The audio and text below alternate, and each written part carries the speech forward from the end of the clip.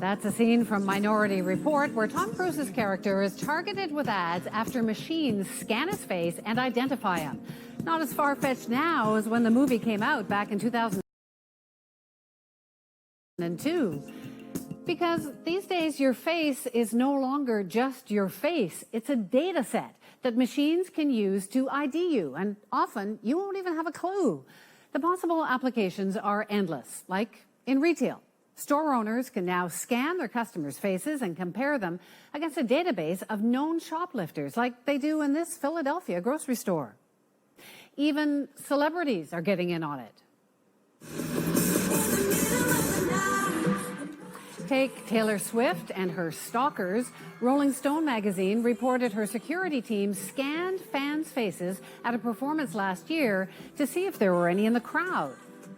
Sometimes we do know we're being scanned. For example, the Canada Border Services Agency uses the technology at 10 major airports. In Halifax, for example, you can get a quick face scan at customs after returning from abroad.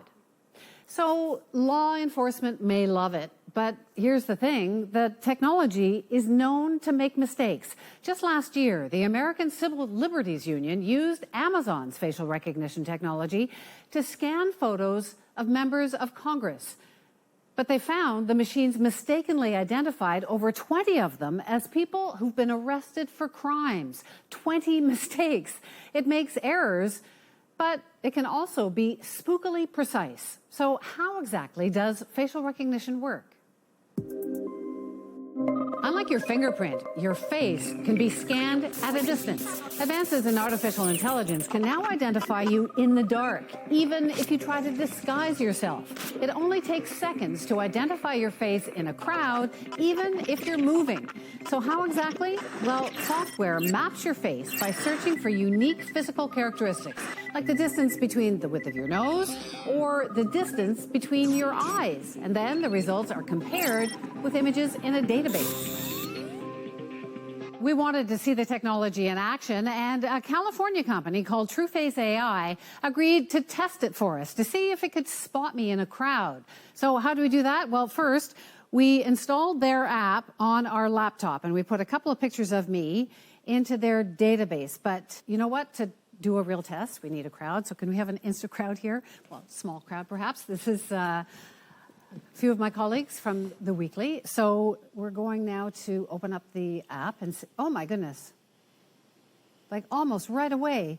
The rest of you are all blanked out because the technology wasn't looking for you, but there, floating above my head, is my name. It spotted me almost right away. That's quite something.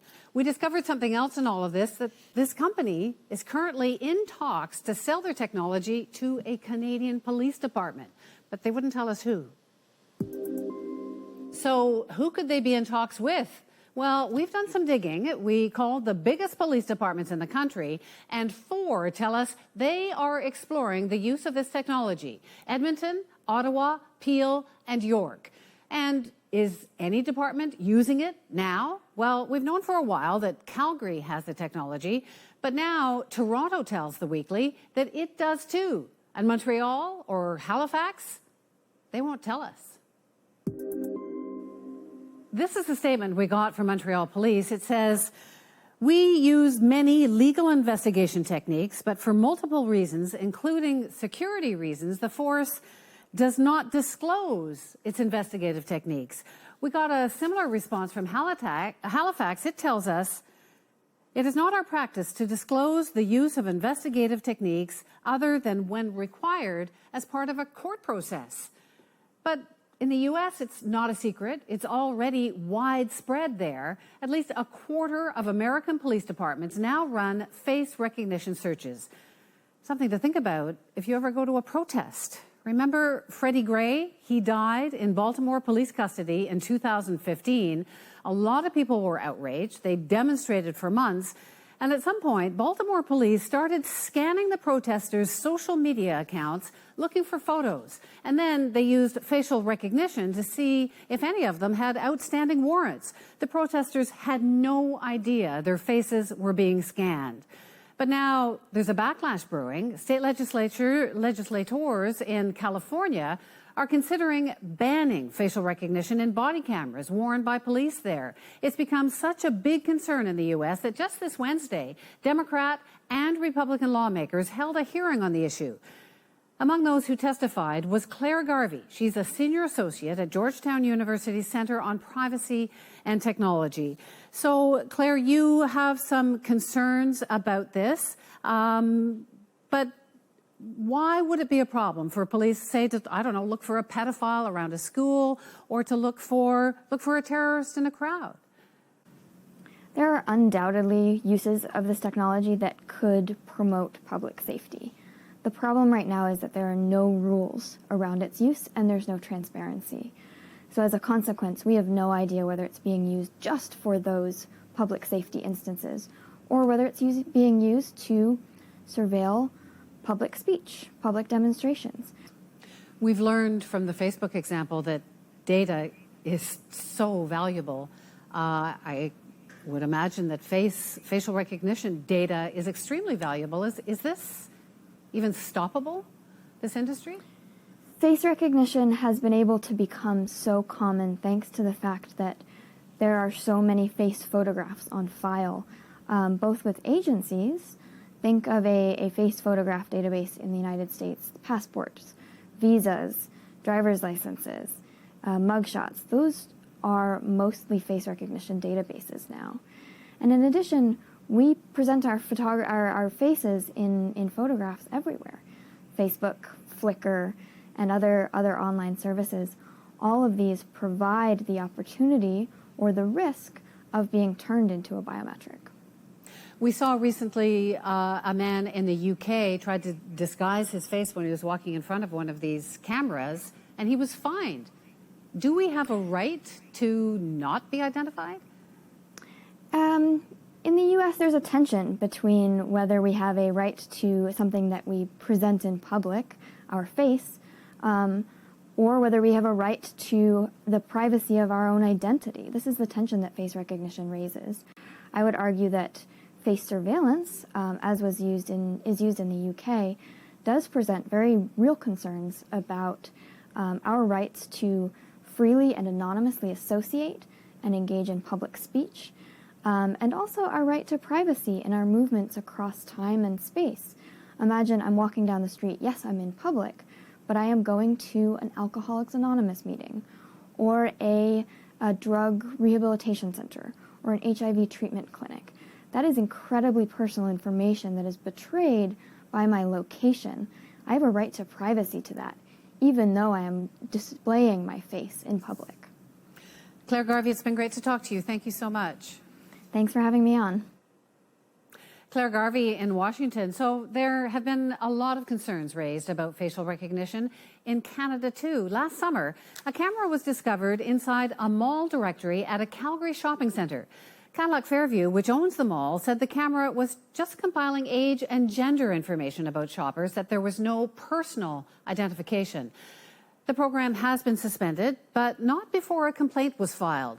So now privacy commissioners are investigating what exactly that camera was being used for. Joining me now is the Information and Privacy Commissioner of British Columbia, Michael McAvoy. So, Michael, you're looking into Cadillac Fairview's use of cameras in 3 of their malls. Are we being spied on, and is that allowed? Well, it's not. It's not, and that's the reason we're investigating, along with the Alberta Privacy Commissioner and the Canadian Commissioner. You need, in the private sector, if your information is going to be collected, you need the consent of the individuals that you're collecting it from. So it's not only appropriate, it's actually against the law to be collecting that kind of information without people's knowledge. And on top of that, to be used for something like facial recognition technology, for facial recognition, would be almost certainly inappropriate and outside the law. But they were doing it, and you only found out about it because some shopper noticed that, oh, there's some weird camera moving there. Right. Well, we did receive a complaint, and that's why we're investigating and looking at it now, and we'll be coming to a conclusion about it very shortly.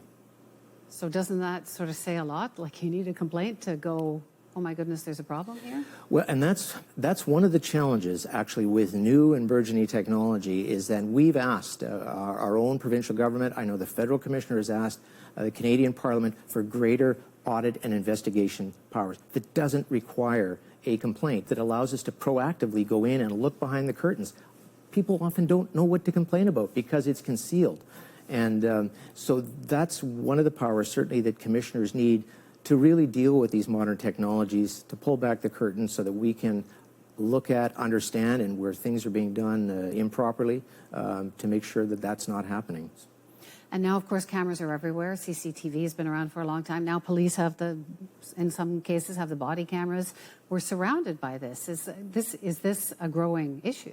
It is a growing issue, and it's an issue on the body-worn cameras that police are wearing. Canadian commissioners have actually issued guidance to police forces across the country on that matter to make sure that data is being gathered, people's images are being collected appropriately, and it's being used appropriately. So can images from body cameras in Canada be used through facial recognition to look for something? Well, theoretically, sure, that's possible to do once you've collected an image. Absolutely. So Montreal, for example, is telling us that we're not going to tell you what we use to investigate or to surveil people. We're not going to tell you. So that's not appropriate, because I think if people are going to have trust in a system where if FRT, facial recognition technology, is being used appropriately for appropriate investigations, police need to be transparent about that so that the public can have confidence in those kinds of systems. The fact that law enforcement would want to conceal or not share with the public what they're collecting, how they're using it, I think is really problematic. It's going to really undermine the public's trust in our law enforcement. Toronto says that it is used by the forensic unit to match up people against their existing mugshots. Is that okay? It might be appropriate if it's targeted, as opposed to a fishing expedition. You know, we'd have to look at every instance where these things happen and how it's being employed. So it may be. The problem is, though, that if it's not subject to some oversight to make sure that, in fact, it's being used properly so that the public can be assured that this is, in fact, a proper use of the technology that's for public safety,